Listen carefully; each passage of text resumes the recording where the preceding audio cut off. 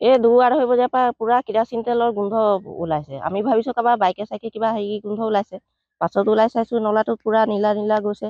তাৰপৰা ল'ৰাকেইটা অকণমান তুলি চালে বটল এটাত, তাৰপৰা এই আঁতৰত নি জুইচলাই মাৰি চাইছে, পুৰা ভমককৈ জ্বলিলে। তেতিয়াতো আমাৰ পুৰা ভয় হৈছে চবৰে। তাৰপৰা আকৌ কি হ'ল, যাক তাক ফোন কৰাত এই ল'ৰাকেইটা কাৰোবাক ফোন কৰি আকৌ জনোৱা হ'ল। জনাই এতিয়ালৈকে একো ব্যৱস্থাই কৰা নাই। আমাক তেতিয়া জুই চুই জ্বলাবলৈ ভয় লাগিছে নহয়, আমাৰতো গেছ নাই। আমি চৌকাহে ভাত বনাওঁ, খৰিয়ে ভাত বনাওঁ। জুই ধৰিব পৰা নাই। তাতে 2-2:30 বজাৰ পৰা আমি ভাত পানী খাব পৰা নাই। পেট একদম ফুলা ফুলা লাগিছে, কাৰোবাৰ বমি হৈছে, কিছুমানে বমিও কৰিছে। সৰু কেঁচুৱা এটা আছে, এতিয়ালৈকে একো খাব পৰা নাই, পুৰা কান্দি আছে। এইটো হেৰি কোম্পানীৰ ভুলৰ কাৰণে, অইলৰ কোম্পানীৰ ভুলৰ কাৰণে।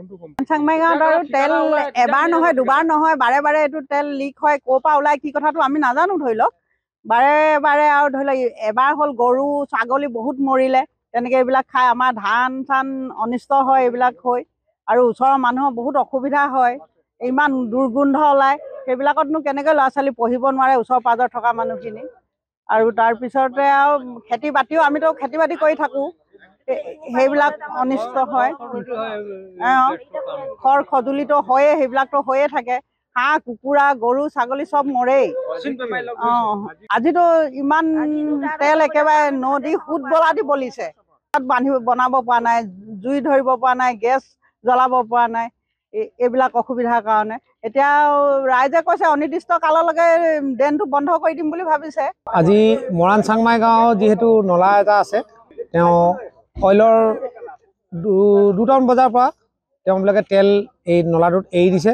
মানুহ থাকিব পৰা নাই মানে গোন্ধত। যিহেতু দুজন মানে গম পাই পিনে লগে লগে জনোৱাজাত কৰিলে, আমি তেতিয়া গোট খালোঁ।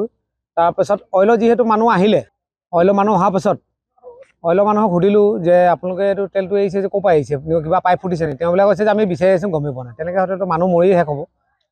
আৰু আমি কৃষক মুক্তি সংগ্ৰাম সমিতিৰ পৰা আমি আগতে এখন স্মাৰক পত্ৰ দিয়া হৈছিলে, যিহেতু নলাটো আমি বন্ধ কৰিছিলোঁ গোটেই ৰাইজে।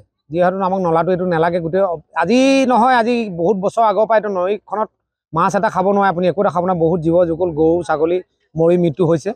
অইলক যদি জনাবলৈ যাওঁ, অইলক কোনো তাৰ ৰেছপন্স নিদিয়ে আমাক। আৰু ওচৰ পাছৰ মানুহখিনি সেনেকৈ বেমাৰ আজাৰ হৈ থাকে, কিন্তু আজিলৈকে তেওঁলোকে চোৱা চিতা কৰা নাই মানে। আৰু এই নলাটো বছৰেকত মানে এবাৰহে চফা কৰে নেকি, চফা কৰা নকয় মানে, তেনেকৈ চফা কৰিবলৈও নাহে। যে ওচৰ মানুহখিনি কেনেকৈ অৱস্থাত ভাত বনাই খাই আছে তেওঁলোকৰ খবৰ নাই। আজি যেনেকৈ সেই কোম্পানী মানুহজনে ডিউটি বাই ডিউটি কৰিছে, তেওঁ গম পোৱা নাই যে কি হৈছে, যে মোৰ প্ৰেছাৰ যদি পাইপে ব্ৰাছ হৈ গ'ল, তেওঁ গম পাব লাগে যে মোৰ এইটো প্ৰেছাৰটো কমি গ'ল। এইটো কুলৰ লাইন ক'ৰবাত লিক হৈছে, অলৰেডি ইনফৰ্মেশ্যন দিলে ইমিডিয়েটলি আহিবলৈ। মই আহিছোঁ, মোৰ গেং আহি আছে। এইটো আমি এতিয়া মেজাৰ পৰিমাণে আৰু বাহিৰলৈ ওলাই যাব নোৱাৰাকৈ ইয়াক মানে ইয়াতে ব্লক কৰি দিম।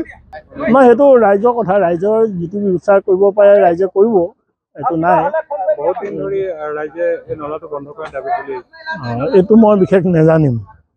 এইটো হ'ল এইটোৱে মেইন লাইন।